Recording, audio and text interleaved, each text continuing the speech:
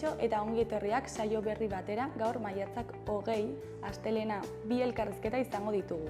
Alde batetik Mario Zapata izango dugu, Berriobeitiko udaletik datorrena. Berriobeitiko udalak euskararen jaia antolatu du eta aste honetan zehar izango da. Eta honen inguruan hitz egitera dator. Eta beste alde batetik, ekainaren 9an Europako Parlamentuko hauteskundeak izango dira eta honen harira EH Bilduko hautagaia den Fernando Barrenarekin egongo gara. Baina hauekin hasi baino lehen goazen betiko edukiarekin.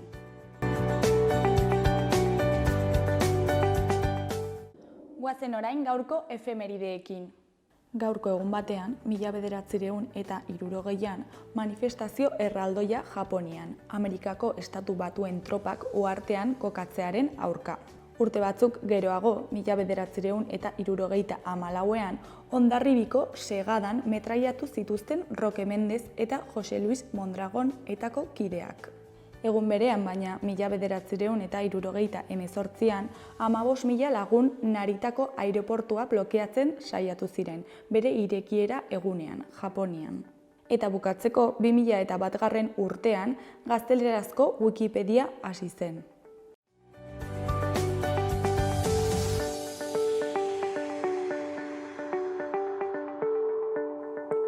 Aste honetarako agenda ikusiko dugu. Asteartean, Gerezi Denbora izeneko eleberriaren aurkezpena egongo da Karrikiri elkartean. Amaia Apaulazak itzuli du Gerezi Denbora eleberria eta Aroa Uharte izango du lagun liburuaren aurkezpenean. Karrikiri elkartean izanen da aurkezpena arratsaldeko 7:00. Asteazkenean, Arrosadiako liburutegi publikoan arratsaldeko 6:00 ipuin kontalaria euskaraz Maitane Perezekin, hainbat ipuin izenburupean. Ordubetez, Maitane Perezek txikienei ipuin berri eta zirraragarriak kontatuko dizkie. Ostegunean, alde batetik, Oko Andre Maria plazan arratsaldeko 8:00 Alarma Morearen kontzertua egongo da. Oko Andre Maria plaza izanen da kantu eta hitza Iruñeko udalaren euskarazko musika programaren edizio berriaren egoitza. Sarrera librea izanen da lekuak bete arte. Kontzertuak ostegunetan maiatzaren 16tik ekainaren 20ra izanen dira, 8:00. Euria eginez gero, kontzertuak Deskaltzos kaleko erraldoien txokora eramanen da. Beste alde batetik, San Francisco liburutegi publikoan arratsaldeko 7:00 Xabier Zabaltzaren Euskal Herria heterodoxiatik liburuaren aurkezpena egongo da. Euskal Herria heterodoxiatik liburuaren aurkezpena Xabier Zabaltza kazetariaren eskutik. Pablo Jose Aristorena Euskal Herriko Unibertsitateko Historia Garaikideko irakaslearekin batera. Sarrera librea izango da lekua bete arte. Larunbatean, Juslarrotxako Zibiboxean 6:30 7:30 arte, magia eta zirkua. Tiradera bat oroitzapenez betea itzal magoaren eskutik. Gogoan duzu txikitan amatxik trastez beteriko tiradera bat irekitzen zuenean haiekin jostatzeko? Elkarrekin eginen dugu bidaia, irudimenak arkuilaturik txikitan egiten genuen bezala. Berriz ere, aurrak izateko garaia da, magia gure bizitzara itzultzeko tenorea. Tiradera irekitzeko ordua da.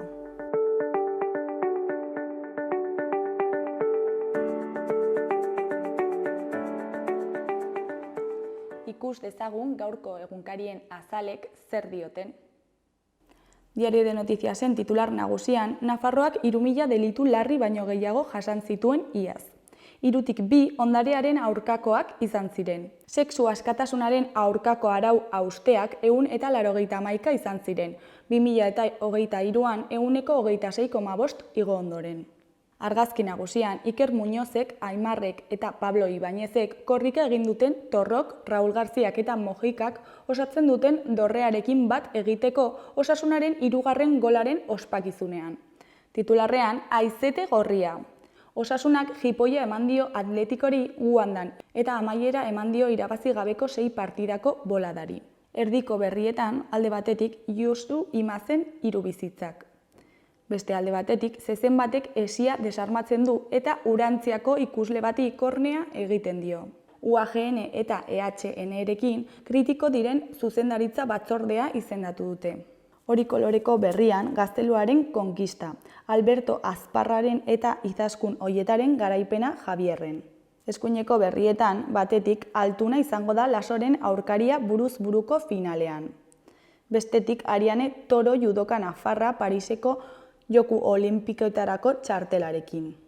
Diario de Navarraren titular nagusian, GPS eskumuturrekoa duten indarkeria matxistaren biktimak ugaritu egin dira Nafarroan. Dispositiboak polizia ohartarazten du, baldin eta erasotzailea 500 metro baino gutxiagora badago. Argazki nagusian, Torro eta Raúl García de Haro golegileetako 2 lurrean etzanda, Iker Muñoz, Aimar Oroz eta Pablo Ibañezek zoriontzen dituzten bitartean.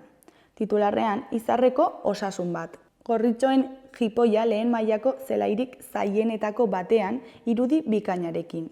Argazkiaren beheko 2 berrietan batean Jokin Altunak buruz burukoaren txapela jokatuko du Unai Lasorekin ekainaren 2an. Bestean, Ariane Toro judoka nafarrak Pariseko jokoetan parte hartuko duela ziurtatu du. Ezkerreko berrian, Espainiak Argentinako enbaxadorea erretiratu du Mileik Sánchezen emaztea akusatu ondoren. Goiko berrietan, batetik, Leitzak Artzaintzako emakumeak txalotu ditu. Bestetik, Iruñean atxilotu dituzte filmeko biletekin tabernetan ordaintzeagatik. Azkenik, maizterra duten lokaletan inbertitzeko moda. Gara egunkariaren titular nagusian, abstentzioak eta ultraeskuinaren gorakadak markatuko dituzte E9ko hauteskundeak. Europar Batasunak ekainaren 9an egingo ditu 10. hauteskundeak, abstentzioaren mamuak markatuta eta eskuin muturreko alderdiei gero eta babes handiagoa eman da. Argazki nagusian, 3 pertsona atzo Ezkaban egindako omenaldian. Titularrean, oroitzapen hunkigarria 1934ko grebalariei Ezkabako presoen omenaldian. Beheko berrietan, alde batetik, alarma Iranen Raisiko istripuagatik. Beste alde batetik, Jon Maia bertsolariaren hitzetan, Kuba superpotentzia emozional bat da. Ezkerreko berrietan, batetik, alturarik onena unean heldu da eta finalak ez dio ihes egin. Bestetik, Atletikek 5. postua lortu du eta Errealak Europa Liga.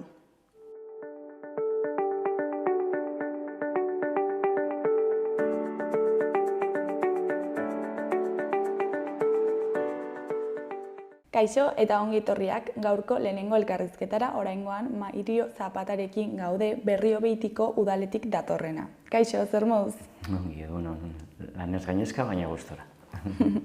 Bueno, Berriobeitiko udaletik Euskararen jaia antolatu duzu, ezta? Baina, bueno, zertan datza jai hau? Nik uste nahiko dugula gure Iruin herrian bereziki, eta Iruinetik kanpoko beste tokitan nolabaiteko beharra egun batean, edo gure kasuan jaia egun bat baina gehiago da, nahi pixkat lehenengo planoan, lehenengo zeran jartzeko euskara, ez? Azkenean gure egoera soziolinguistiko honetan euskara askotan gelditzen da nahiko ahaztuta, eta holako jaiek laguntzen dute hainbat egunetan gutxienez bizibilizatzen euskara, eta bereziki herrian nolabait sortzeko giro berezi bat ere euskararen bueltan, ez? Eta egiten den lehenengo aldia da edo aurretik egin da? Berez jaia 2009an egin zen lehenengo aldiz, eta gero urtez joan da, urtero joan da egiten berriro. Eta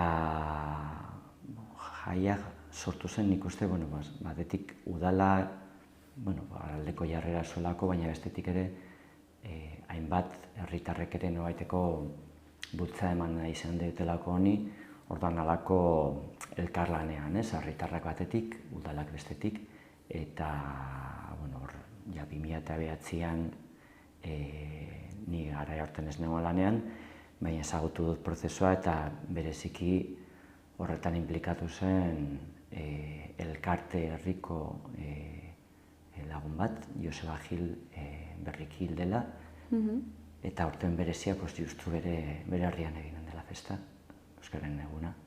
Ze herrian egingo da?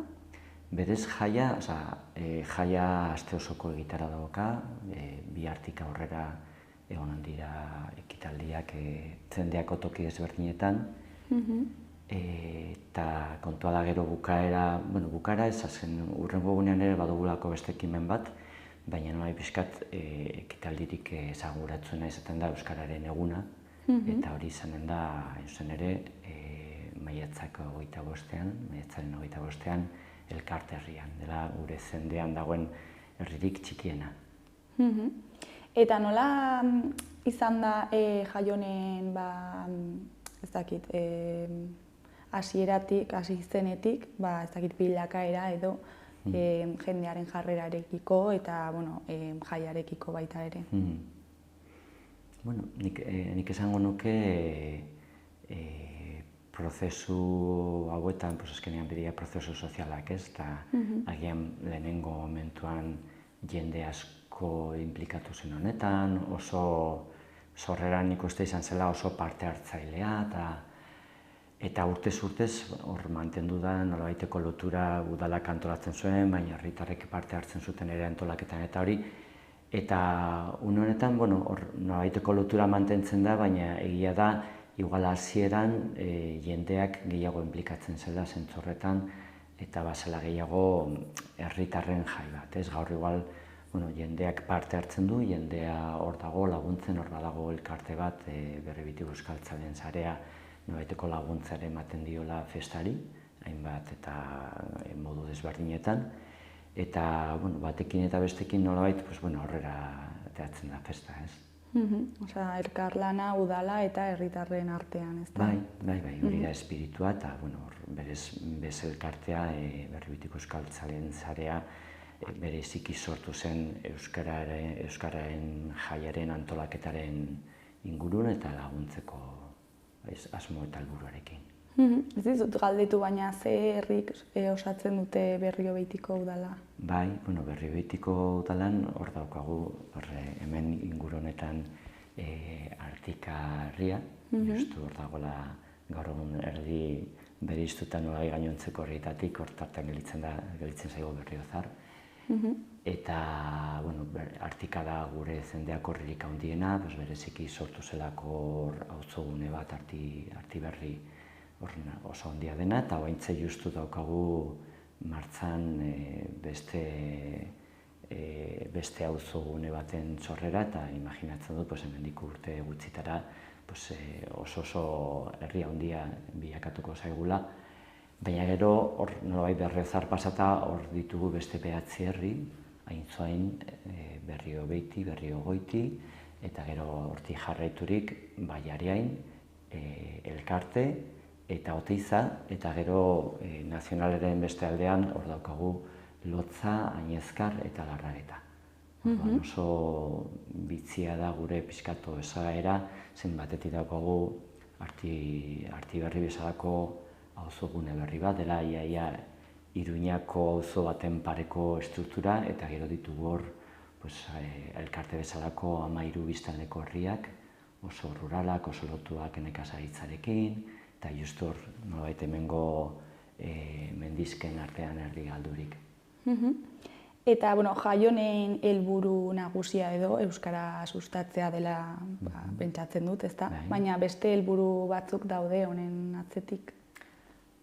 Helburu bezala ez da beste planteatzen horrela, baina egia dena da azken finean ere bereziki Euskararen eguna bihurtzen dela euskaltzaleen, ez dakit, komunitatea egiteko gune bat bezala, ez? Normalet, Euskararen egunean jaia egun osoko gitaragoa da, baina Baskarian, azkenean hor bereziki elkartzen da, igual sensibilitate gehien daukan jende mota, ez dakit, profila edo, eta orduan berentzat nik uste ere bat dela, hortan inplikatu hori dauden pertsonak komunitate egiteko eguna, ez? Ez da helbururik nagusiena, zen bereziki gu nahi duguna da proiektatu euskara zendean, eta pixkat egun horietan mundu guztia euskararen egun, askoren egunan, eta nik uste ere instituzionalki azken finean badela modu bat udalak ere erakusteko bere atxikimendu eta bere babesa euskarari. Baina, azkenean gero bi nik uste kontu horiek gustartzen dira, ez? Proiektzioa eta gero, elkargune bat ere. Eta nola ikusten duzu euskararen egoera herri hauetan? Desberdina da, azken finean konfigurazioa, bai esan egote demografikoa desberdina da, herriak, bereziki herri txikiak helduagoak dira zentzorretan, zen populazioaren bataz besteko adin aldetik ja pixkat zaharragoa da konparaturik, nolabait esan itekena Arktika bezalako herri batekin, hemen Arktika izanen da segurazki Nafarroan populaziorik gaztena, uste dut dila bigarren herrian Nafarroa osoan populaziorik gaztena daukana. Azkenean hemen auzo berri baten bueltan sortzen dinamika dira, jende gaztea, handik gutxira gurasoak bilakatzen dira, eta batean horpila bat, ez? Orduan hemengo errealitate eta herrietako errealitatea desberdina da demografikoki, baina, nik uste badagoela bi prozesu hor, han dagoen jendea igual ja pixkat koskorrago alduak, zenbaitzu bere garaian DRU-den ikastakoak, eta gero heldu batzu euskara ikasetenak, eta hemen berriz daukagun errealitatea da haur pila bat eta gaztetxo pila bat, eta horietako gutxienez eren bat euskaraz ikasi duena DRU-an. Orduan, kuantitatiboki hemen dagoen euskaldunen nik uste dut porcentaje handi bat, ez? Eta lehen esan duzu, udaletik nolabaiteko babesa emateko ere egiten dela egun hau, ez? Eta zergatik iruditzen zaizue garrantzitsua babes hori ematea edo sustatzea udaletik euskera edo? Nik uste udalaren kolore politikoetatik gainetik egon dela festa honen antolaketa, eta hori nik uste oso positibo da, ikuspegi baloratzen zen ere, 2009-tik ona kolore politiko ezberdintako udalak egonik ere, beti mantendu da festa eta festaren inguruko espiritu hori, orduan nik uste hori oso positibo dela eta oso azpimarragarria da. Eta, ni bertako euskara teknikarien euskara zerbitzua martxan jarri zen justu garai horretan, 2009 urtean, eta euskara zerbitzua bera mantentzea, azken finean egirazten udala, azkenengo urte hauetan guztietan mantendu duela euskara sustatzeko eta bultzatzeko jarrera bat, ez? Orduan, hori ere baloratzeko da.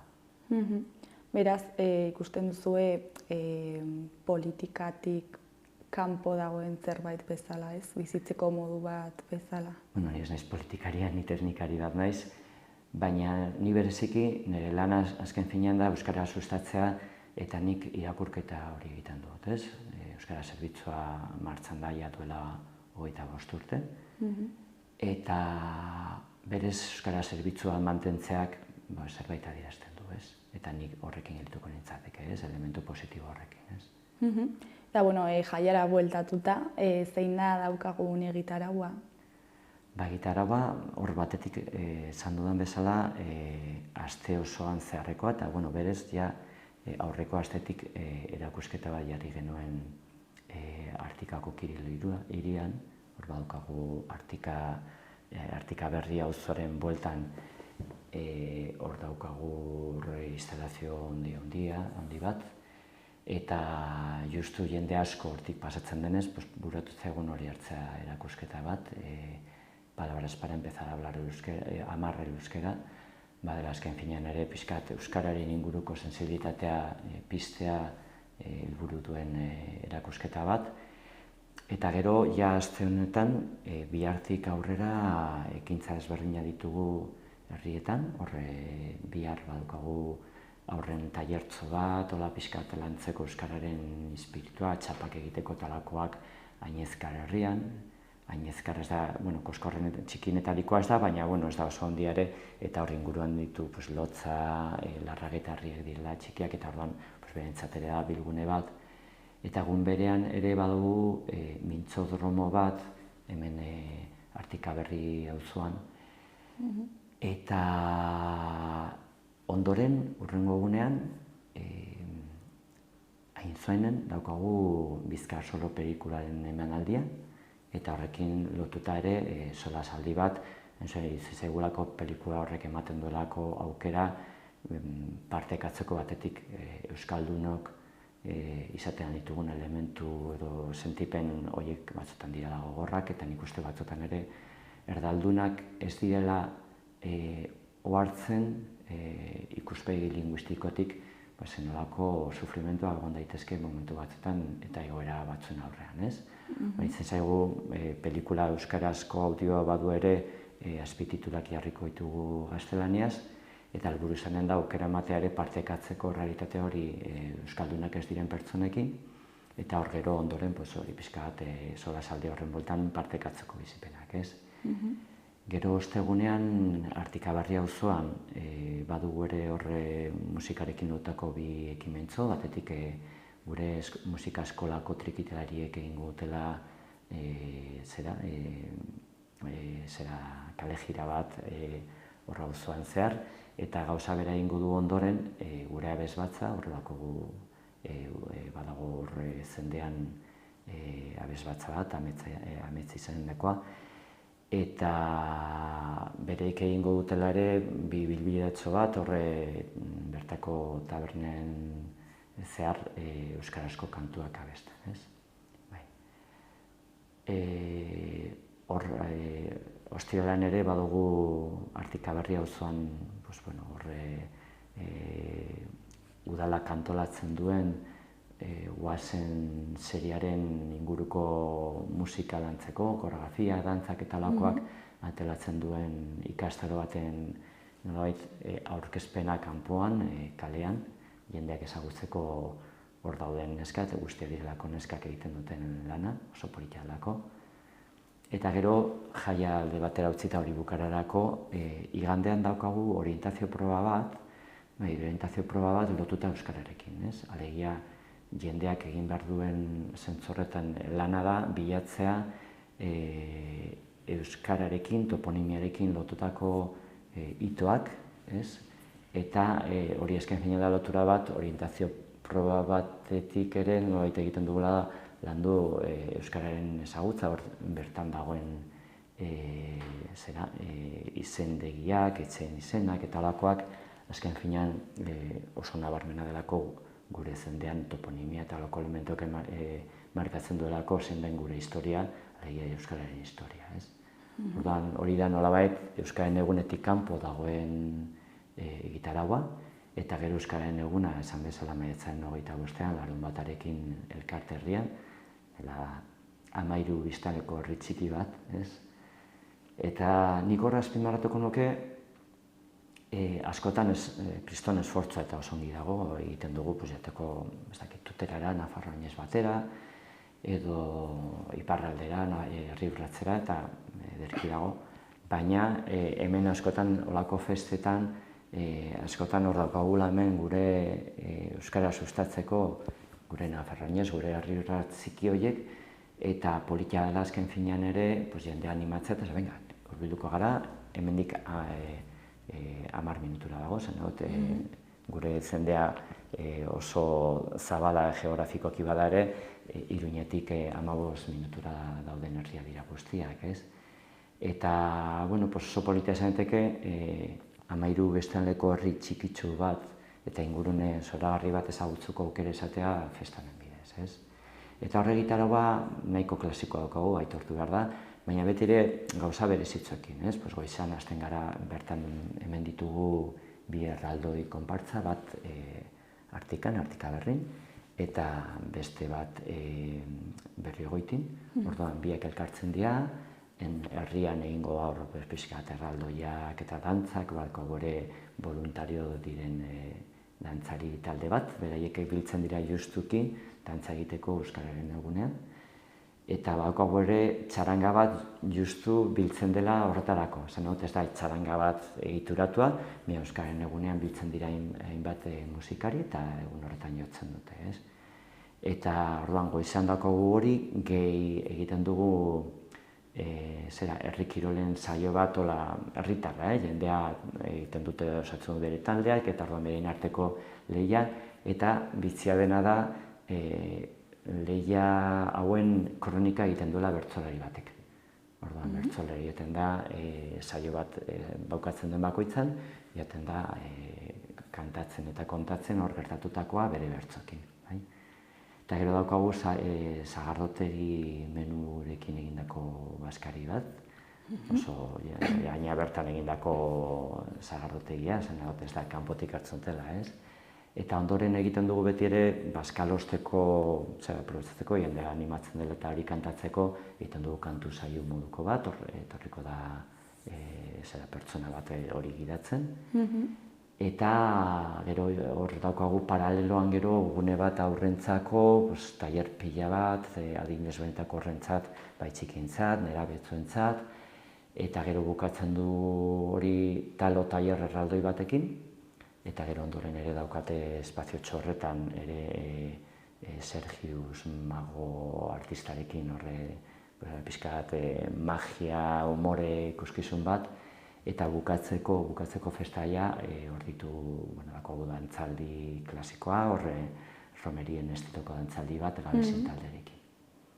Eta jaiara, egitarauaz aparte, badaude beste zerbitzu batzuk, esan nahi dut, autobusa...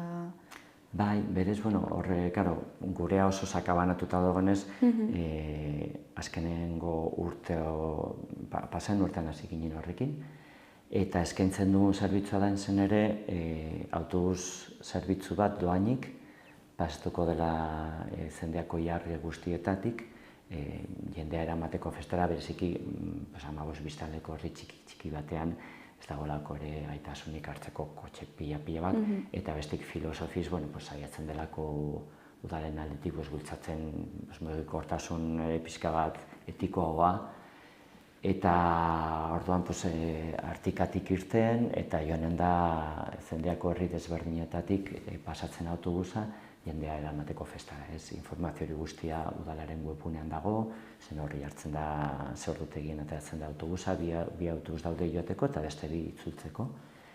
Eta hor markatzen da ere non gelditzen diren autobusak eta hori, ez. Eta, pentsatzen dut jai hau Berrio Beitiko herritarrentzat bideratua dagoela, baina edonor parte hartu dezake. Jakina. Gaina, nik uste inguran hor daukagu beste baiara batzu bildaudenak, eta horientzat batzutan gure referentea gara, Berriozar dakitararik justu egun horretan dauka Berriozar eguna, eta imaginatzen dut Berriozarko herritarrentzat ez dela lehia horretan bertako nahiago izango dutela. Baina, inguruko jende askorentzat bada, eta gero nik esango nuke Iruñako jendeari nik gonbidapen bat emango nioke bereziki delako azkenean aukera bat ezagutzeko Iruin herrian dituzten altxorrak. Askotan jende ez da kontziente, Iruñako zentrotik 10-15 minutura dituela gura bezalako herritxoak, eta polita dela azken finean ere, egun polita pasatzeko aukera, aurrak igual aurren gauzen bueltan, edo dantzak eta bestean, arratzalde polit bat pasatzeko aitzakia, ez? Eta parte hartu ahal izateko, zer egin behar da? Aurretik zerbaitetan apuntatu behar da, edo... Ez, berez ez.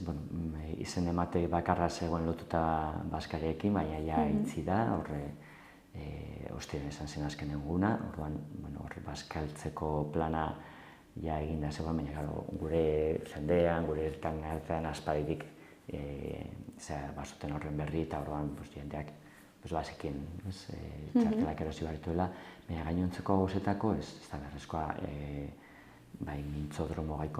biharko mintzodromo irekia da, Bizkar Solo pelikularen sarrera ere doainik izatez gain ere ez dago esan nimen beharrik edo lakorik, kalean diren beste kontu bat zuerestare, orientazio probarako aukera eman dugu nahi zen ez gero aurretik izen emateko, baina egun bertan ere, hor bertan ere aukera egonen da izen emateko. Elkarte herrian ere ez dut aipatu, baina orientazio probare egingo dugu elkarte herrian, eta justu inguru horretako elementu podominikoak eta bestelakoa landuko ditugu, ez? Eta gero euskararen eguneko gau kontu guztiak ere libra dira. Baskaria da bakarra, baina hori itzita dago, baskaltzeko txartelak esaldua dira, eta gainontzeko gauza guztia ara joan eta gozatzeko. Primeran. Eta galdetu behar nizun, horrela bukatzeko, nola antolatzen duzue mintzodromoa eta zertan datza ezakinarentzat? Mintzodromoa oso lotuta dago mintzakide programarekin. Imaginatzen dute euskaraz entzuten duten pertsona guztiek gutxi gora bera ekitela sartzen mintzakide programa, baina logika da euskara ikaste prozesuan, euskarazko zerbait jakin edo gutxi erabiltzen duten pertsonei aukera bat ematea espazio batean, astean behin bilduta beste pertsona batzuekin euskara praktikatzeko. Guk baditugu 3 talde gure zendean, 2 Artikan eta beste bat Ainzuainen. Hor astero biltzen dira pertsonai guztiak behien artean euskara praktikatzeko, eta iruditzen zaigun politia, justu euskararen jaiaren bueltan, mintzodromo bat antolatzea bi helburuekin bat. Berez, mintzakide programan dauden pertsonei aukera emateko horre elkartu, horre elkar ezagutzeko, eta bi ere programa ezagutzen zuten pertsonei aukera emateko hurbiltzeko eta ezagutzeko hori. Ez badagolako jendea, agin ez duela inoiz izenik eman, baina eta zer dago, eta probatzeko sarden saio praktiko batean euskara praktikatzeko gune bat izateko hori, eta gero askotan ahaztu egiten zaigula programa horietan beharrezko direla ere euskara ongi egiten duten pertsonak, hain zuzen ere izateko ere pixkat hor talde horien erreferenteak, mintzaki programetan dauden euskaldunak, bidelaria direnak bereik ez dira irakasleak. Besterik gabe dira, bestentzat referentzia linguistiko ona izan daiteken pertsona bat, eta orduan batzutan ere pertsona euskaldunak direnak ez dira kontzientek bereik agian hortan ere esente laguntzen dutela. Orduan bada hitzaki bat, espazio bat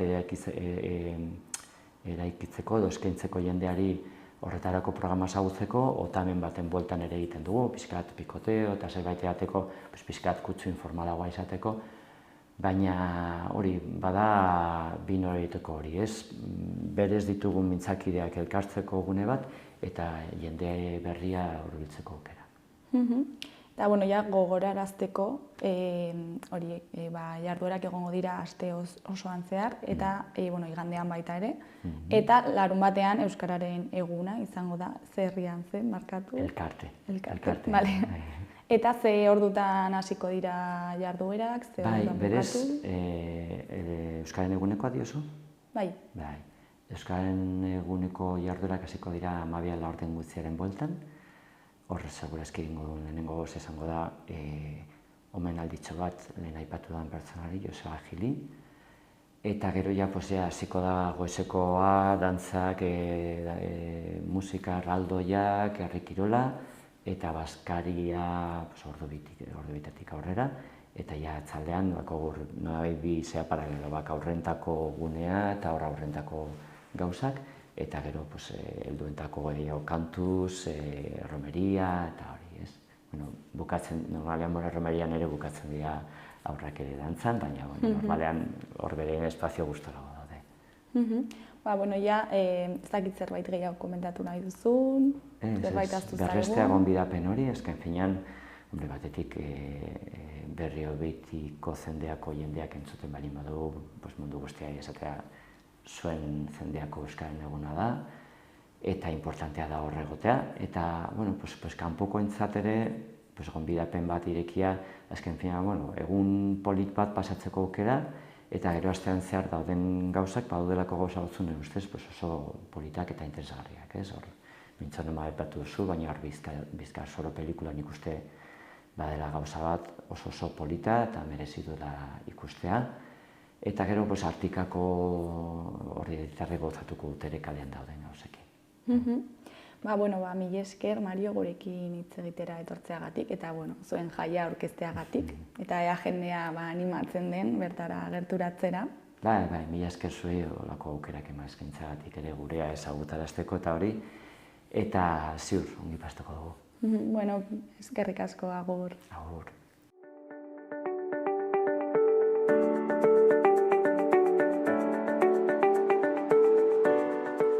Gaurko eta biharko eguraldia ikusiko dugu. Gaur, astelena, giro ezegonkorrak jarraipena izango du. Goizaldeko zaparrada mardulen ostean, egoera zertxobait baretu egingo da, batez ere barnealdean. Arratsaldean, ordea, berriro ere ezegonkortasuna areagotu eta zaparradak ugaritu egingo dira. Eta baliteke lekuren batean trumoi ekaitzak jo eta zaparrada handiren bat botatzea, batez ere barnealdean. Haizeak mendebal ipar mendebaldetik joko du eta kostaldean biziago ibiliko da. Temperaturan ez da gorabehera handirik izango eta giro freskoak jarraipena izango du. Asteartean goizean eguraldia apur bat lasaiagoa izango da, baina ez du luze iraungo. Goizean goiz lanbroa eta lainoa sortuko dira eta goizean ostarteak agertuko dira. Arratsaldean, ostera, ezegonkortasuna areagotu ahala, hodeiak garatu eta zaparradak botako ditu. Trumoi ekaitzen bat ere izan daiteke. Mendebaldeko haize suabea nagusituko da leku gehienetan. Kostaldetik hurbil biziago ibiliko da. Temperaturak berdintsu jarraituko du.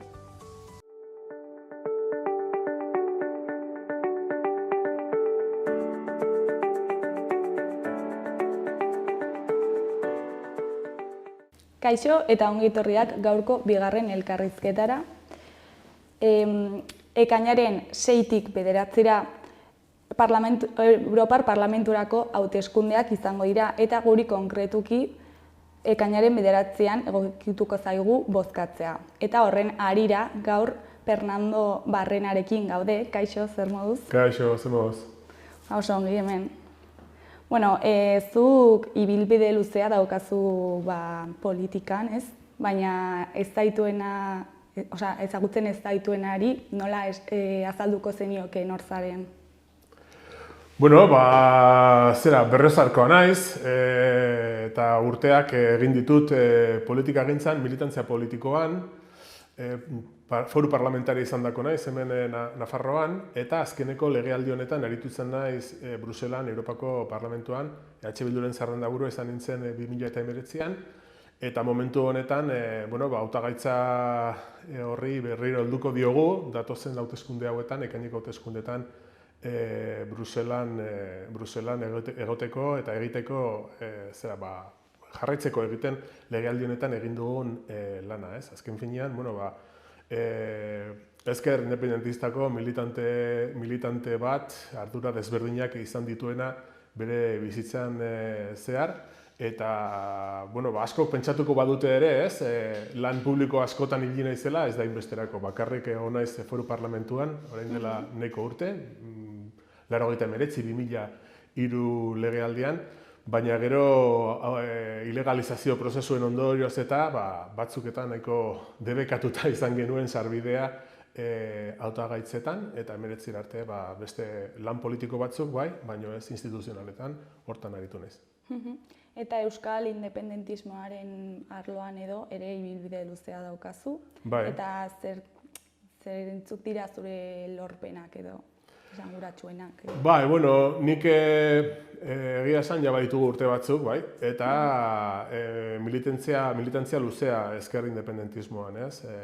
Berriozarren aritu nintzen zinegotzi, esate baterako, eta nik pixka bat begiratuko banu atzera hor morkitu nitzazke gauza niretako izugarrizko irakaskuntza prozesuak izan zirenak eta bere momentuan intentsitate bereziarekin bizitu genituenak, ez? Igual aukeratu behar izatekotan aukeratuko nuke 98an Lizarra Garazi akordioa eman zuelako aukera benetan hemen Euskal Herriaren politikagintzan aliantza berriak sortzeko eta guk lehenetsi ditugun esparruak aurreratzeko plano nazionalean eta eskubide sozialen defentsan, eta hortik aurrera azpimarratuko nuke orain dela 5 urte Europar Parlamentura hautagai bezala aurkezteko aukera izan nuenean, ez? Horrek baita ere plano pertsonalean irakaste prozesu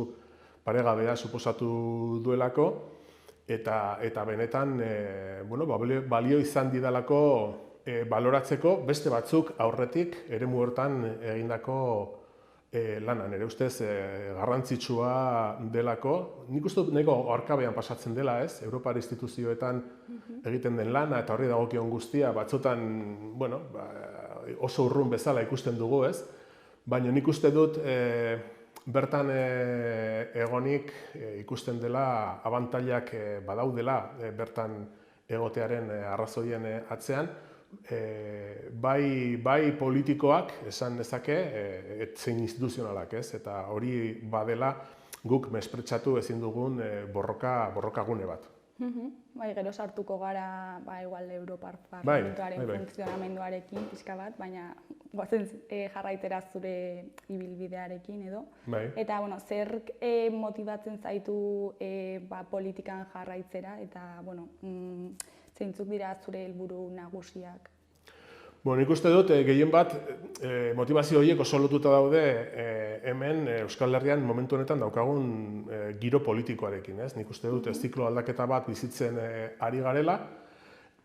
Nafarroan, arrazoi desberdinak medio lortu egin genuen orain urte batzuk eskuinaren zikloari amaiera ematea eta irekitzea beste bat non ezker indarre aurrerakoiek izan duten aukera gobernu bat osatzeko eta EH Bilduk zentzu horretan babestu egin zuen bide berri hori, eskuina alde batera uzteko eta politika aurrerakoiak egin ahal izateko, eta dudik ez daukat, orain dela hilabeteko hauteskundetan Euskal Erkidego Autonomoan ere ziklo berri baten hasiera eman dela, ez? Beraz, esan genezake, Hego Euskal Herrian behintzat politika gintza ari dela beste bide bat irekitzen, oso momentu interesgarrian gaudela. Guk sentitzen dugu Euskal Herria bildu gero eta konektatuagoa herritarren gehiengoak planteatzen dituen beharrekin eta nahiekin, eta nik uste dut hori antzematen dela hautez emaitzetan. Euskal Herria bildu etengabe hazkundean dagoen indar politiko bat delako. Eta beraz horrek esan nahi du, kontsiderazio politikoetatik harago, herritarren parte handi esanguratsu batek EH Bildu ikusten duela tresna baliagarri bezala oraingo errealitateak planteatzen dituen erronkei aurre egiteko. Eta nik uste dut hori bera oso motibagarria dela. Eta orain hitz egingo dugu gehiago, pentsatzen dut, baina nire ustez dagoen aldaketa ziklo horri elikagai gehiago emateko bidean, Bruselatik, nazioarteko esparrutik egin daiteken lana ere oso importantea izan daitekela. Europara eramaten, hemen diren beharrak eta nahiak esan bezala, eta baita ere Europari begira, euskal begietatik, euskal beharretatik planteatzen irtenbideak eta politika egokiagoak gure interes horiekin konektatuak, euskal herritarrok dauzkagun interesekin konektatuta. Eta zu, ja egon zara Europar Parlamentuan, eta nola lagundu aldizu horrek hauteskunde hauetara begira edo?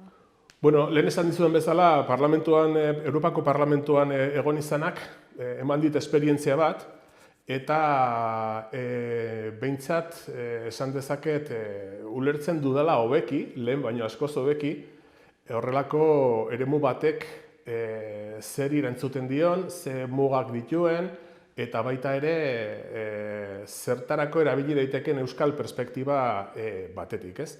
Nabarmenduko nuke, badaudela bi esparru desberdin. Bata da, Euskal Herritik nazioarteko politikagintzara eta Europar politikara eraman dezakegun bizioa argi eta garbi Euskal Herriko egoerarekin eta beharrekin konektatuta egon behar dena, baina badaude gaiak eta importanteak direnak bai nazioarteko harremanetan, zein Europar eztabaida gai handietan, guri zuzenean eragiten digutenak, eta gero bestetik importantea dela ere bai buelta, ez?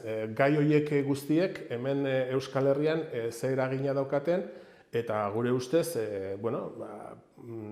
agendaren parte handi batean, behintzat, beharrak eta egoera zehatzak konpartitzen ditugu Europako hainbat estatu eta herrirekin. Beraz, Bruselan egiten den lanak laguntzen zaitu Europa osoko mugimendu aurrerakoiekin kontaktuan etengabe egoteko, irtenbide egokiagoak eta indartsuagoak planteatzeko, eta gero modu berean Euskal Herriaren beharrak eremu ezberdinetan eramateko eta bilatzeko ahalik eta irtenbide onenak horiei.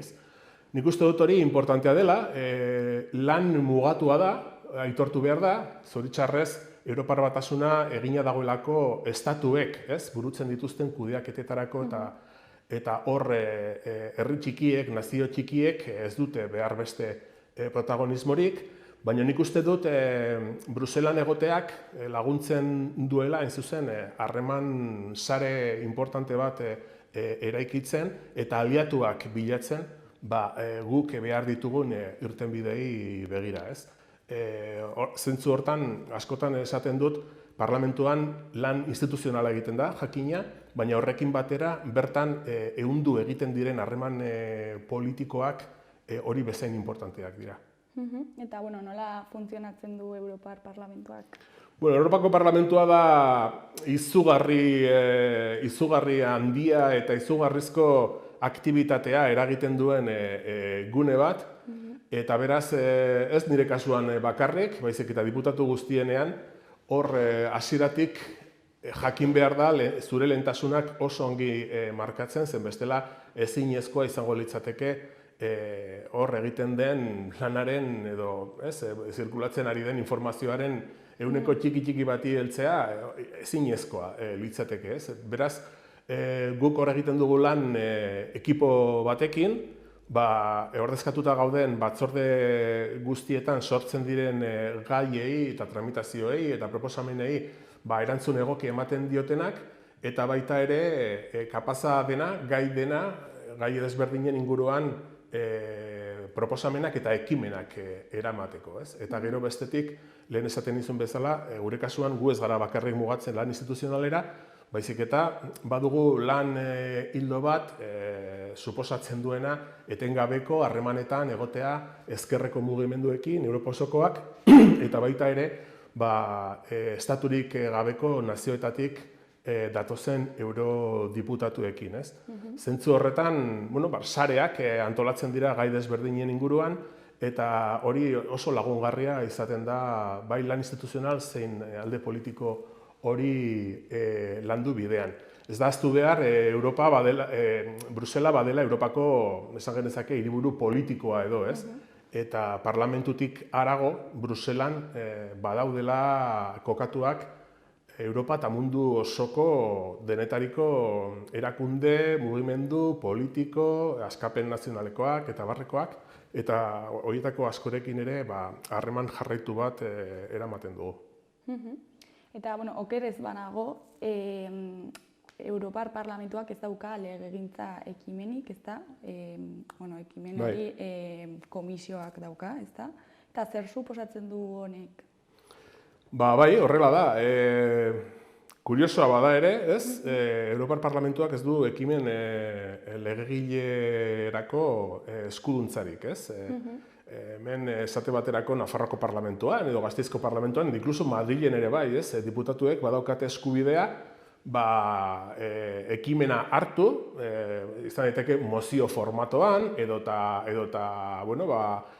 hutsune bat ikusten baldin bada gauzaren baten edo besten proposamen legegile bat eramateko, Europako Parlamentuan ez daukago eskubide hori. Ni ezin naiteke joan ara eta esan honen inguruan proposatzen dut lege hau. Ez duelako horrela funtzionatzen, ez? Eta momentu honetan proposamen legegileak mugatuta daude bai Europar Komisioaren zereginetara zein Europar Batzordearen eskumenetara, ez? Parlamentuak ezin du hori egin, eta niretzako hori da hutsune handi bat. Nire ustez ez dator bat. Parlamentuak, ez? Parlamentu batek izan behar duen izaera eta zeregin guztia proposamen legegilerik egiterik ez izatearekin. Esan genezake,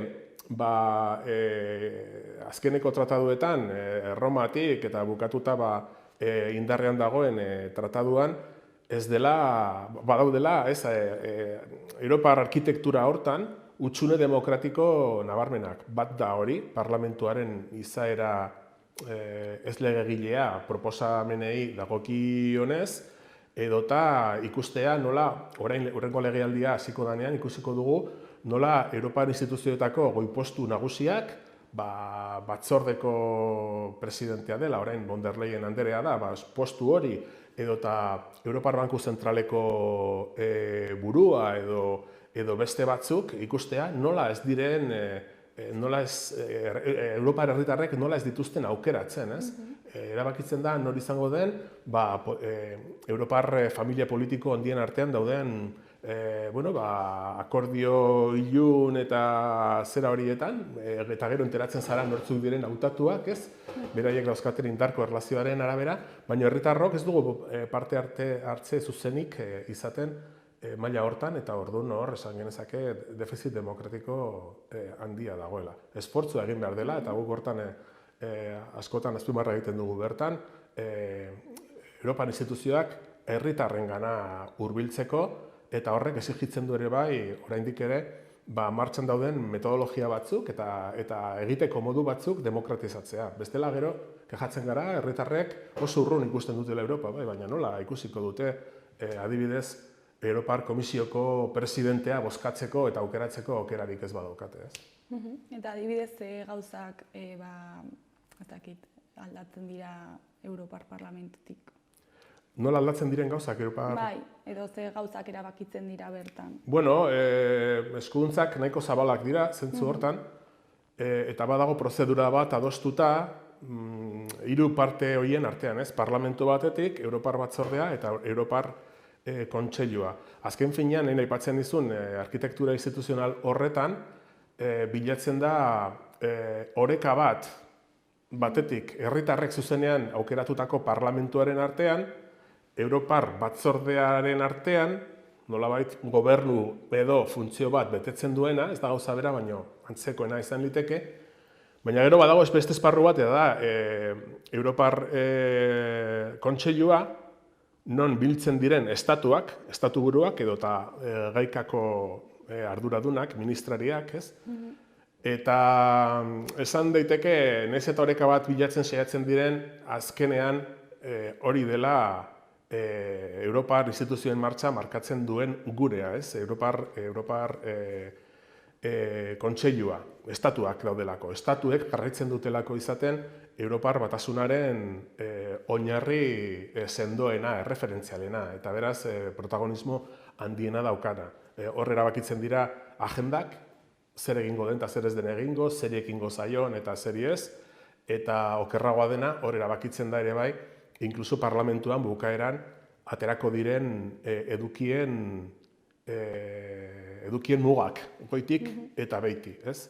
Orduan hor aurkitzen gara azkenean, nahiz eta itxuraz, parlamentuak gauza bat erabaki egin duen, bi gauza gertatzen dira. Bata, edukiei begira, aldez aurretik estatuek markatu dutela gutxi gora bera zer aterako den hortik, ez da gauzarik bidaltzen parlamentura, aldez aurretik ez badaukate ziurtatuta, estatuek nahi ez duten zerbait aterako ez dela, edo gogoz nahi duten zerbait aterako dela, eta gero bigarrenik, nik uste dute horrek erakusten du nahiko modu nabarmenean, azken finean, gaur gorkoz, Europar Batasuna badela, esan genezake, estatuen klub handi bat, klub potente bat,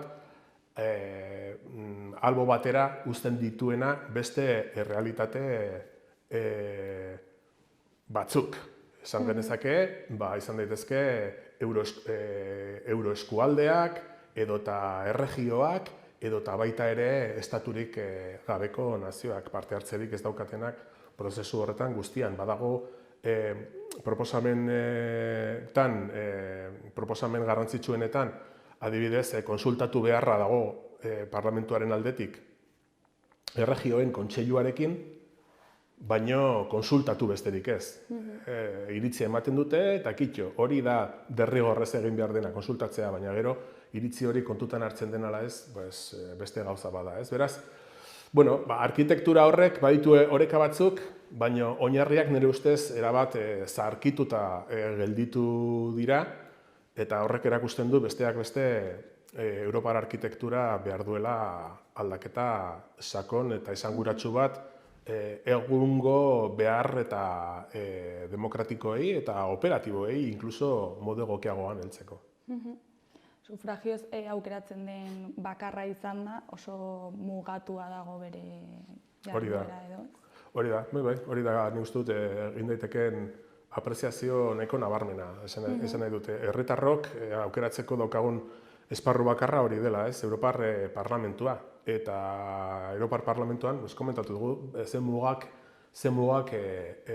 dauden, ez? Nik uste dut, lehen esaten dizun bezala, Europar instituzioak herritarren gana eta hurbildu nahi baldin badira, jendeak sentitu behar baditu hurbil eta bere arazoetaz arduratzen den instituzio bat bezala, derrigorrezkoa dela parte hartze prozedurak askoz demokratikoagoak izatea, aksesibleagoak izatea herritarrentzako, eta hori orain ez da gertatzen, ez? Bakizu beti gainera Europako hauteskundeetan, ez? Ezaugarri bat izaten dela, parte hartze askoz baxuago egoten dela, beste hauteskunde batzuekin konparatuta baino, ez? Tamalez hori gertatzen da. Tamalez hori gertatzen da, herritarrek, esaten dizun bezala, oso urrun dagoen gauza bat bezala ikusten dutelako, eta bigarren puntu bezala pentsatzen dut badela, oraindik ere pentsatzen dugula han bakarrik erabakitzen direla gauza Europa osoarekin zerikusia duten gauzak, edo globalak direnak, edo sobera konektatuta ez daudenak gure behar eta errealitateekin, ez? Eta hori ez da horrela. Guri eragiten diguten, egunerokoan eragiten diguten gauzen eta normatiben eta 70% inguruan, Bruselan onartzen da. Beraz, nik uste dut badugula arrazoi nahikoak kezkatuta egoteko, horren gainean egoteko eta segimendu hurbilagoa izateko, lehenengo interesatuak gu geu garelako, herritarrok. Eta hauteskunde hauetara bueltatuta edo, Bai. Zuek EH Bildutik koalizio moduan aurkezten zarete, ez da, aurrekoan bezala, eta norekin aurkeztuko zarete, zergatik? Bai. Badakizu hauteskunde europarretan estatu osoa dela distrito elektoral bakarra, bai? Papeleta berdinak aurkituko dituzu estatu osoko mahai guztietan. Nahiz eta batzutan formato diferenteak dituzten, baina hautagaiak dira estatu osokoak. Beraz, pentsatuta daude mesede egiteko estatu mailako talde politiko handiei. Eta beraz, estatuko zonalde zehatz bat ordezkatzen dugunok, kasu honetan euskaldunak, edo katalanak, edo galegoak, desabantaila handian gaude holako hauteskunde batzuetan gure kabuz bakarrik lehiatzeko. Beraz, guk horregatik ere bai, erabaki genuen aspaldian beharrezkoa zela aliantzak lotzea, egoera berean ziren beste mugimendu politiko batzuekin, katalanekin, galegoekin, eta beste batzuekin baldintza hobeagotan lehiatu ahal izateko, eta Europako Parlamentuan eta eserlekuak lortu ahal izateko. Eta gero bigarrenik, gure ustez, eskema politiko egokia da, azken finean, konpartitzen ditugulako kezka politiko antzekoak, nor bere naziotik eta beharretatik, baina nahiko lotuak, ez?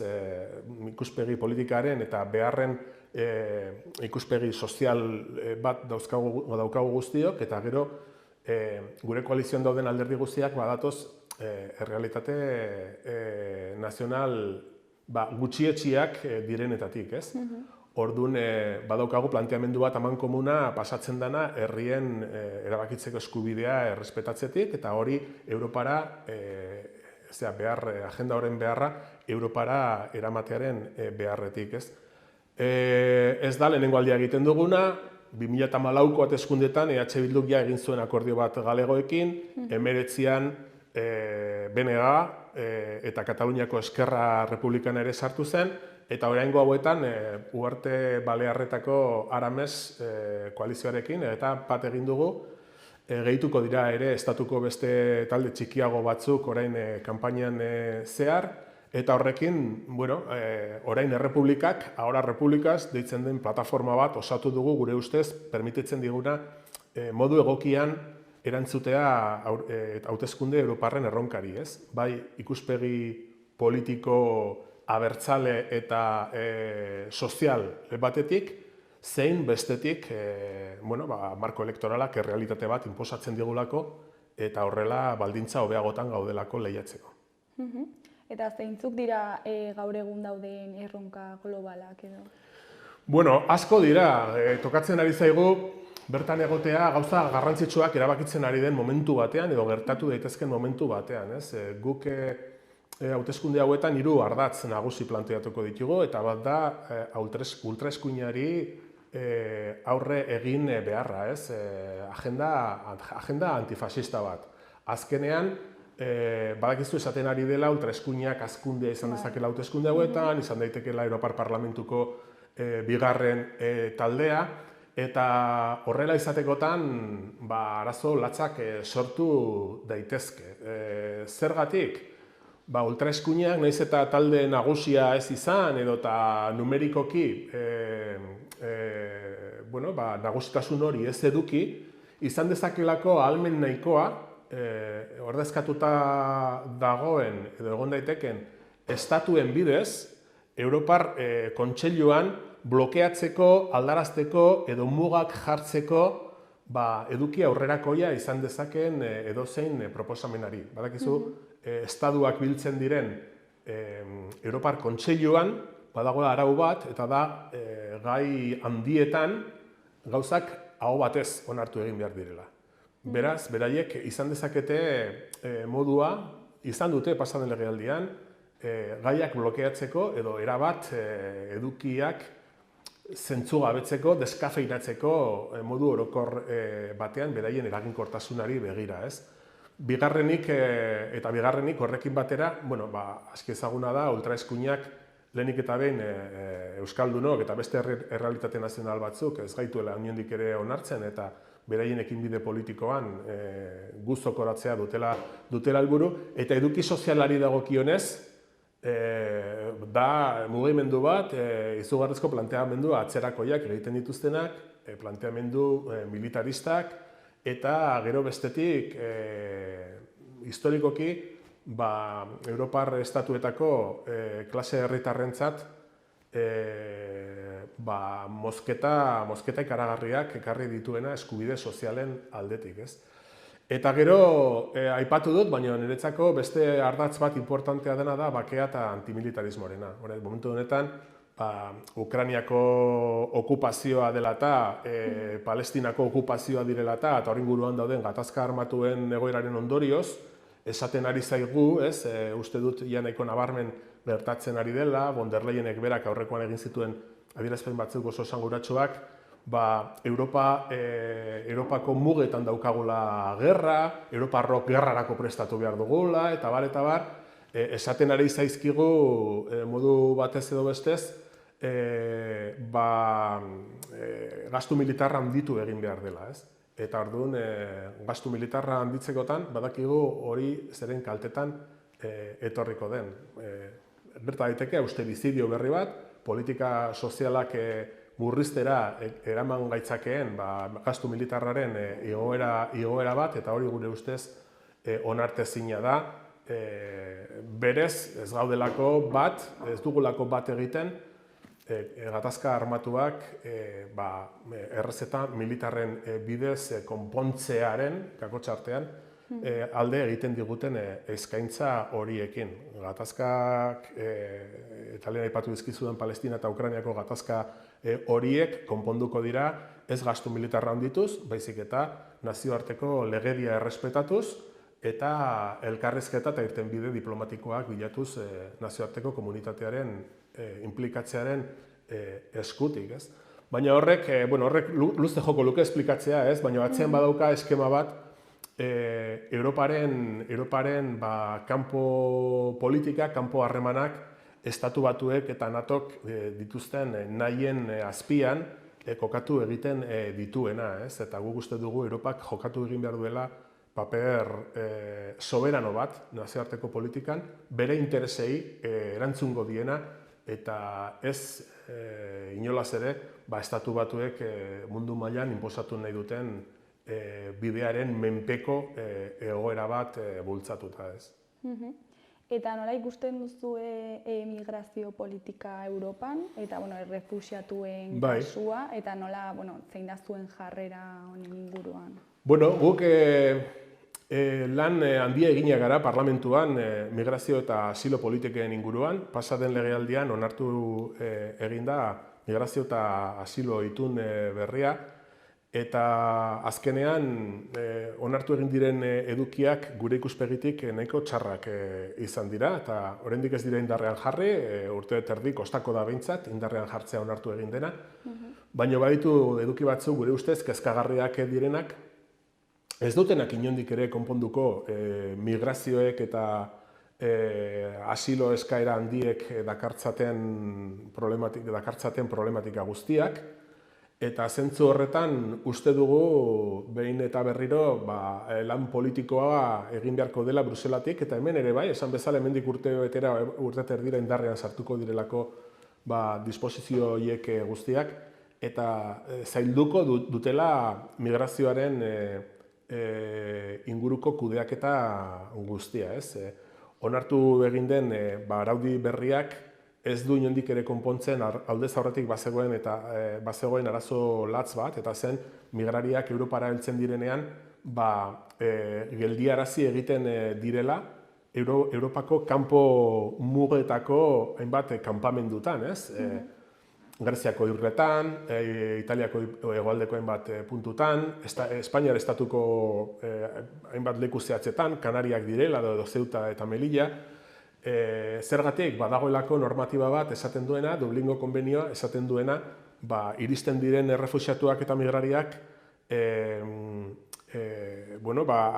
tratatuak izan behar direla beraiek asilo eskaera egiten duten lekuan. Eta horrek sortzen du izugarrizko egoera txarra, eta da kanpamendu lotsagarri horiek, non giza eskubideak ez diren inondik ere zainduak izaten, eta non pertsona migrariek hilabeteak, batzutan urteak pasatu behar dituzten oso baldintza txarretan, beraien eskaerak prozesatu egiten diren bitartean, ez?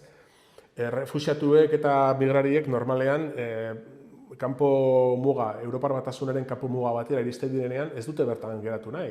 Iritsi nahi dute beste estatu batzutara, Alemaniara, Belgikara, hor familiarrak eta lagunak dituztelako, eta hor egin nahi dutelako bizitza berria, ez? Eta guk esaten ari gara migrarientzat beharrezkoak direla korridore humanitarioak habilitatzea, segurtasun ikuspegi batetik migrari guztiak heldu daitezela heldu nahi duten lekura, eta behin heltzekotan bertan egin behar da beraien egoeraren prozesu osoari heldu, asilo eskaerak eta bar, ez?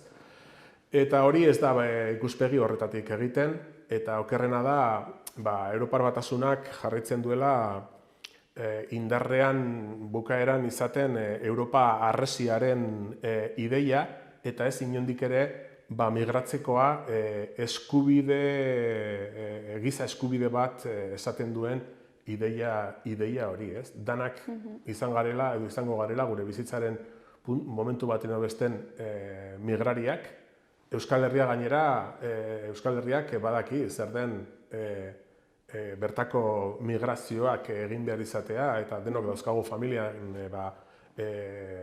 beste gare batzuetan, Osabak, Aitona Amonak eta beste leku batzutara joan behar izan direnak migrari bezala, eta momentu honetan ere, gazte askok migrazioari ekin behar diote, ikasketak direla edo lana dela edo bizi hobe bat bilatzeko, eta nik uste dute zentzu horretan izan beharko genukela sentiberagoak migrazioak suposatzen duen giza erronkarekin, gehien bat horri irten bide bat eta trataera egoki bat eman aldetik.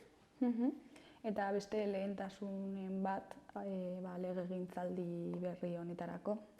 Bai, nik uste dut legegintzaldi honetan ere oso puri-purian, protagonismo betean egongo dela adimen artifizialaren eta digitalizazioaren inguruko erronka hori, ez?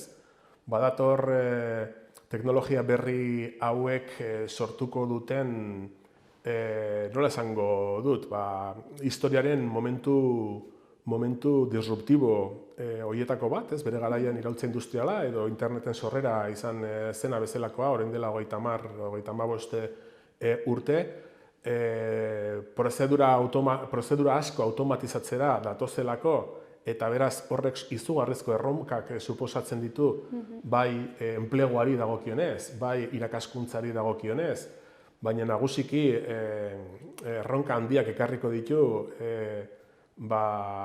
ikuspegi etiko batetik, ez? Hor egon daitezkeen arautu beharra dagoen. Hori da, hor egon daitezkeen konsiderazioak oso handiak direlako, eta hori guztian nire ustez arautu egin behar da. Parlamentua hasi da hori egiten, lehenengo arautze bat egin du pasaden legealdi honetan, baina nire ustez nahiko motz gelditu egin da. Errealitatea da ere, errealitatea badoala legegileen aurretik, ez? Eta beraz, esango nukenik, orain hilabete batzuk onartu egin den arautze horrek gabezi nabarmenak edukitzeaz gain, nolabait zarkituta gainditu egin dela, errealitateak gainditu egiten duelako oso azkar. Zentzu horretan, uste dut, epe laburrean, adimen artifizialeko teknologietan inbertsio publikoa egitea eta interes publikoaren ikuspegitik eta herri bezala gaurkotuta egotea oso importante izango dela. Hortan trebeak ez diren herriak eta estatuak desabantaila ikaragarrian egongo direlako ekonomikoki eta aspektu askoren aldetik konpetitiboak izateko, ez? Eta beraz, uste dut hortan interes eta kezka berezia jarri egin behar dugula. Herri honek etorkizunean zer izan behar duen inguruan, bakoitzak duelako bere ideia eta batzuk dira oso desberdinak, baino arriskua daukagu partidatik kanpo geratzeko, ados ez gara jartzen hortan trebeak eta bitartekoak adimen artifizialeko egoerari dagokionez, trebetasunak eta bitartekoak edukitzen, ados jartzen ez bagara, ez? Nik uste dut, oraindik ez dago nahiko konstientzia hortan, adimen artifizialari buruz hitz egiten dugunean, batzutan jendeak ulertzen du, hitz egiten ari garela zientzia fikzioaz edota ez, galaxietako gerrari buruz, adimen artifiziala gure egunerokoan dagoeneko gauza asko eta askotan erabiltzen ari denean gu jakin gabe, ez? Eta beraz hortan interes berezia jarri egin behar da. Ere zaila izango da, ez? Bai, baina esan nahi dut, guretzako are gehiago herri ikuspegi batetik, herri txikia izanik, kostatuko da, baina Euskal Herrian ez gaude gaizki eremu horri dagokionez. Badago komunitate zientifiko bat nahiko prestatua datozen erronkei aurre egiteko, eta nik uste dut bakarrik behar dela administrazioen aldetik interes handiagoarekin hartzea gai hau, inbertsioak egin beharko dira, jakina, beste aspektu batzutan inbertsioak egin behar diren bezala, adibidez transizio ekologikoan edo beste batzuk, eta jakina, azkenean inbertsioak egiteak exigitzen du diru publikoa hortan sartzea, sartzen baldin bagara egoera batean, non lehentasunak diren gastu militarra handitzea edo horrelako gauzak egitea, gauza horiek ez dira bat ere kompatibleak, ez? Hau da, etxeko kontabilidadean bezala. Dirua parrandatan gastatzen badugu, gero ez dago benetan beharrezkoak diren gauzei heltzeko, ez? Eta hemen gauza berdina da, azkenean erabaki baldin bada gastu militarra areagotzea, hortan sartzen den dirua, nondik kenduko da? Behar sozialak eta babestetik, eta adibidez, adimen artifizialaren inguruan, beharrezkoak diren inbertsioak egitetik. Eta baita ere esaten dizun bezala, adibidez, karbono aztarnari aurre egin behar zaizkion neurriak eta hartzerakoan ere egin behar den inbertsio publikoa, ez? Eta, nik uste dut, hor badirela gauza batzuk estrategikoak direnak, aldaketa klimatikoari aurre egitea, derrigorrezkoa da, etorkizuna jokatzen dugulako. Eta beste hainbat aspektutan ere jokatzen dugu etorkizun hori zen nolako kalitatekoa izango den, eta ea izango garen herri bat punteroa teknologian, edo beste herri batzuen menpekoak izango garen, kompetitiboak izan nahi dugun, edo ez dugun kompetitiboak izan nahi, ez? Eta beraz, orain hartuko diren erabakiek, legealdi honetan hartuko diren erabaki askok, mugatuko gaituzte norabide horretan etorkizunean. Eta beraz, horregatik nik uste dut importantea dela, besteak beste, ekainaren 9 hauteskundeetan aukera bat egitea eta bozka ematea. Eta nola ikusten duzu Europar Batasunaren egoera? Europak dauka arazo bat momentu honetan, bat ez asko, baina nagusi bat, eta da momentu honetan Europak ez dakiela zer izan nahi duen handitzean, ez? Dago identitate krisi batean. Ez horrela nahi duelako, baizik eta familia politiko Europar nagusiak ez direlako ados jartzen Europak etorkizunean izan behar duen bilakaeran, ez? Esan dezakegu momentu honetan badaudela bi ikuspegi nahiko kontrajarriak direnak, batzuk nahi dutenak etorkizunean Europa izatea integrazio proiektua bukaeraraino eraman duen eremu bat, hori da sortu nahi dutenak modu errazago bat ulertzeko edo, Europako estatu batuak sortu nahi dituztenak, ez? Eremu politiko bat, gobernu batekin, unifikatua, homogenizatua, bla, bla, bla, eta mundu mailan eragiteko kapazitate bat izango duena ondorioz, eta gero bestetik badaude eskuinean eta ultraeskuinean kokatzen diren beste mugimendu batzuk, momentu honetan, nahiko egoera balekoan daudenak eta hazkundean egon daitezkenak, ez dutenak inondik ere Europa sujetoa izatea nazioarteko harremanetarako, Europari inongo protagonismorik eman ez diotenak, eta inkluso pentsatzen dutenak integrazio europarraren prozesua urrunegi jo duela, eta karretea biltzen hasi egin behar dela estatuek Europari emandako kompetentziak eta berreskuratzen hasi egin behar dutela estatuen mesedetan eta Europar figuraren kaltetan, ez?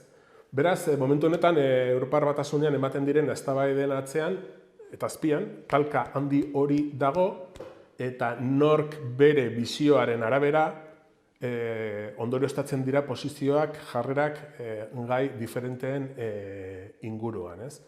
Nik uste dut Euskaldun gisa eta Euskal Herritar bezala bilatu behar dugula Europa bat, etorkizunean, erantzungo diona Europar komunitateak pasaden mendeko 50. Hamarkada hartan sortu zirenean, zentrogunean jarri egin ziren kontzeptuei, ez? Horri erantzun egin behar diola Europak. Eta kontzeptu horiek aski ezagunak dira bakearen balioa, Europa sozialaren ideia, Europaren aniztasuna eta herrien Europaren ideia hori, eta azkenean Europa solidario bat inoratzean uzten ez duena. Balore horiek hor egon ziren, eta balore horiek ideia neoliberalen eta estatuzalen ondorioz desegiten joan dira urtetan zehar, eta momentu honetan oso auzitan, oso kolokan daude etorkizunari begira, ez? Nik uste dut guk erreibindikatu behar ditugula ideia fundatzaile horiek. Etengabe esan behar dugula gu Europazaleak garela, ez galdela prest Europaren ideia eskuin muturrekoen eskutan desegiten uzteko. Europarrak garela eta Europa dela gure ingurune ekonomiko, kultural eta historiko hurbilena, eta baita ere alternatiba politikoak Europar ikuspegi batetik planteatu egin behar direla, baina oso garbi utzita Europa nahi dugula eremu politiko garrantzitsu eta indartsua izatea mundu mailan eragiteko, baino eragiteko ze balioren arabera, lehen aipatu dizkizudan balore fundatzaile horiek, ez? Bakea, Europa soziala, giza eskubideen Europa, eta aniztasuna eta herrien Europa. Hori da nire ustez, zabaldu eta babestu behar dugun ikuspegia Europaren etorkizunari buruz eta hitz egiten denean. Europa desegin nahi dutenen aurrean, eskuineko agendak, agenda atzerakoiak eta abarrekoak eta abarrekoei mesede egiteko, horien aurrean, guk planteatu behar dugu lehen aipatzen dizun Europaren ideia integratzaile eta aurrerakoi hori. Eta zure eskuan egongo balitz, eskumen gehiago emango zeniozke Europari? Bai, nik uste dut baietz. Europak izan behar duela proiektu politiko betea, ez? Proiektu politiko osoa, eta hori ez dela lortuko Europar integrazioaren prozesura azkeneko amaieraraino eramaten ez bada, ez? Horretarako Europak ideia horrek baditu etxai potenteak momentu honetan, besteak beste hortara dator, ultraeskuinaren hazkundea, batzuk eta uste dutelako hori gelditu egin behar dela, eta estatuen eragiletzatik antolatu egin behar dela Europaren bizitza politikoa. Funtsean, suposatzen du Europa bukatzea, Europarekin, Europaren ideia politikoarekin bukatzea, eta horrek esan nahi du Europa politikoaren ideiak eta oinarriak azken finean kaltetzea eta desagerraraztea beraien nahiaren ondorioz, ez? Beraz, nik uste dut gure posizioa izan behar dela hori, Europaren ideia aldarrikatzea, baino ez Europaren edozein oinarri edo helburu betetzeko. Europari bai, jakina baietz, eta zentrogunean kokatu ditzagun Europaren balore fundatzaile horiek, ez? Ni ustez oso errezak direnak gogoratzea Europa soziala, giza eskubideen Europa, herrien eta aniztasunaren Europa, eta azkenean bakea balore nagusi bezala kokatzen duen Europa, horri jakina, baietz horobila. Eta zuk uste duzu ikusiko dugula Europa bateratu bat, esan nahi estatu bat izango balitz bezala? Bueno, hain zuzen, ultraeskuinaren hazkundearen ondorioz eta ematen ari diren beste fenomeno populista eskuinekoak eta barrekoen ondorioz, hori da, hain zuzen, kolokan jartzera datozena, ez? Hori eragotzi egin nahi dute, eta eztabaida baldintzatu egin nahi dute posizio atzerakoi horietatik. Ez bakarrik atzerakoiak Europaren etorkizunari dagokionez, baizik eta bertan babestu egin behar diren eskubidei dagokionez, ez? Eta jende honek guztiak borrokatzen du ideia hori. Badakigu eskuinak eta ultraeskuinak ze planteatzen digun agenda politiko bezala, ez? Europa bat non bakoitzak egiten du ahal duena bizi irauteko, eskubide sozialik ez dagoen Europa, ikuspegi klasistak nagusitzen diren Europa, eta azken finean Europa bat mundu mailako perspektibatik, ez?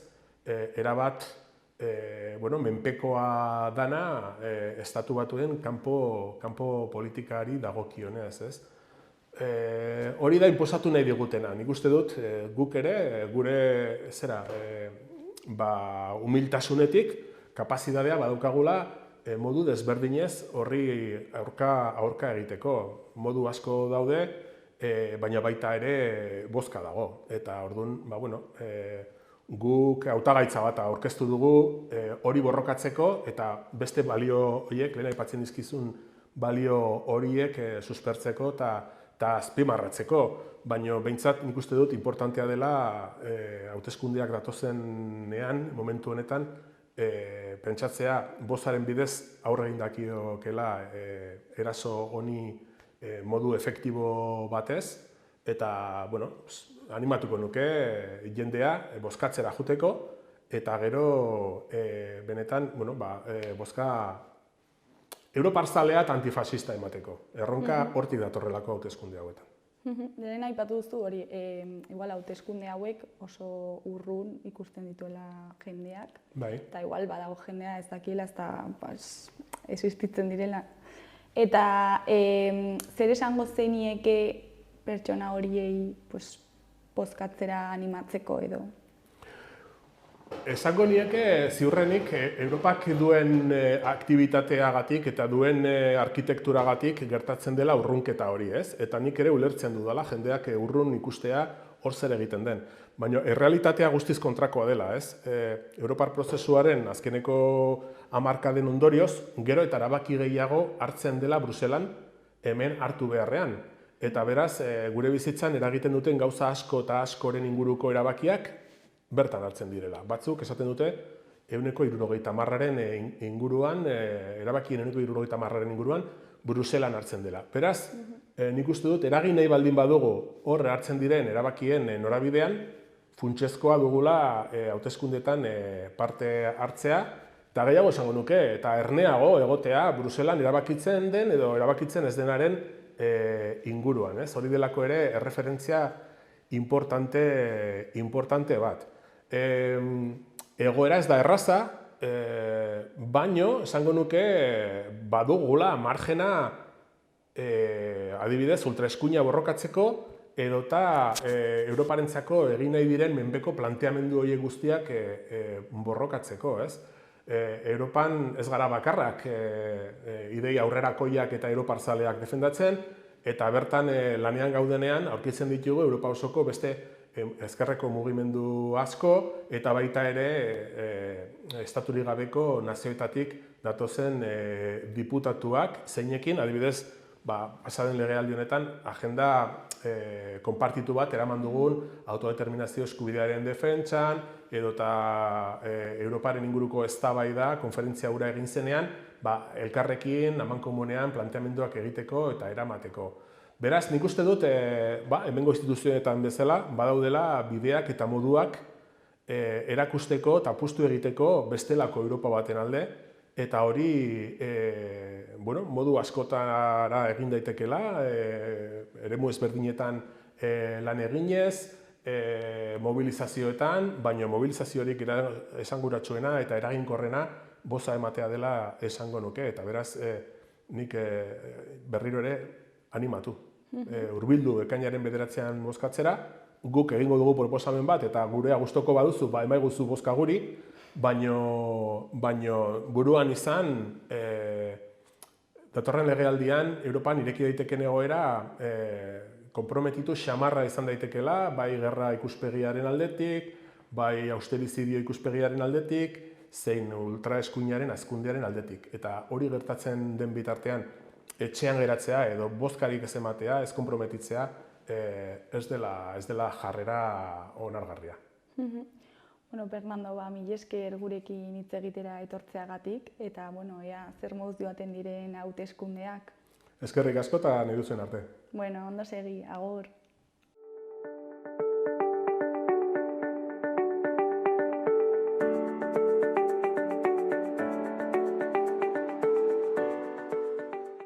Gaurkoz, hau izan da dena, bihar itzuliko gara, eduki eta elkarrizketa berriekin. Ondo segi, agur!